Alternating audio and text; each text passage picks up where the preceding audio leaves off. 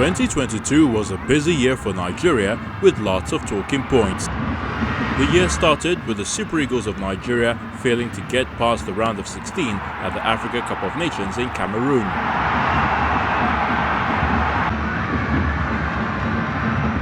I would have expected that we would have built on our past performance. In the last 8 years, we have not won any African Cup of Nations, which is something that is really very, very depressing for us, considering our pedigree in football, even though our domestic football has not been that bright as one would have expected. Well, a very good evening to you from Abuja. The Moshood Abiola National Stadium here is the scene. 2 months later, a bigger shocker. Comes out to Partey, hits it well, it's gone in under the goalkeeper.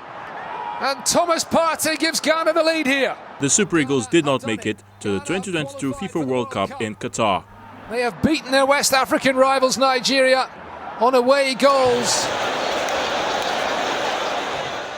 It's heartbreaking.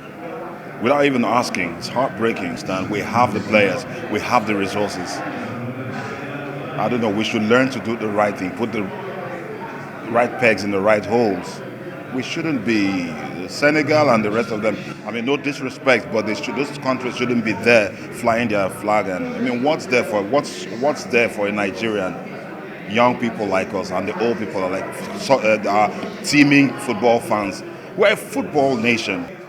It's a painful thing because football is the opium of the people, and that's what we use to forget about whatever the country is going through and all that. Moments where the Moroccans felt that Ayani could have given them the Super Falcons also fell short of expectations at the Women African Cup of Nations, losing to Morocco in the semi-finals. And can you just see with this one?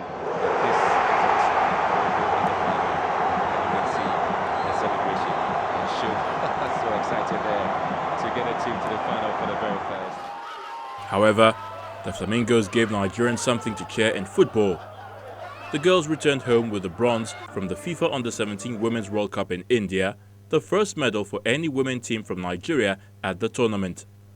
The 2022 Commonwealth Games in Birmingham goes into the history books as the most successful for Team Nigeria.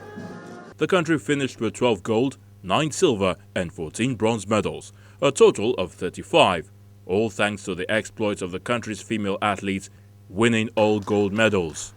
I think that the women in all ramifications have always been outstanding throughout this year's in view, and I think that we must celebrate them. And of course, it's equally a challenge, to the men folk, because I guess there are too many other problems that the men are facing, but the women have really been very outstanding, and we say give them a lot of credit, and that's very, very incredible. Star girl Tobi Amusan had a fantastic year. She broke the women's 100 meters hurdles world record at the World Athletics Championship, clocking 12.12 seconds. Individual performances, Tobi Amusan, Haruna Quadri, Ese Brume, fantastic. Fantastic individual performances.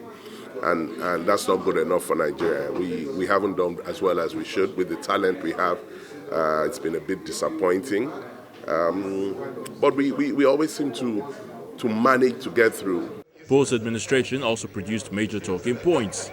The Ministry of Youth and Sports Development presented a 10-year football development master plan to President Muhammadu Buhari.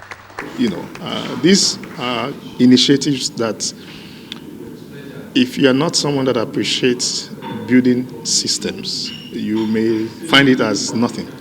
But they are something. And we only need to have the right people that will drive the implementation. After several delays, the elective Congress of the Nigeria Football Federation was held and produced a new leadership. With the All Africa Games, the Women's FIFA World Cup, 2023 Africa Cup of Nations, the Men's Under-17 and Under-20 AFCON, and other international events all scheduled for the new year, will 2023 tell a better story?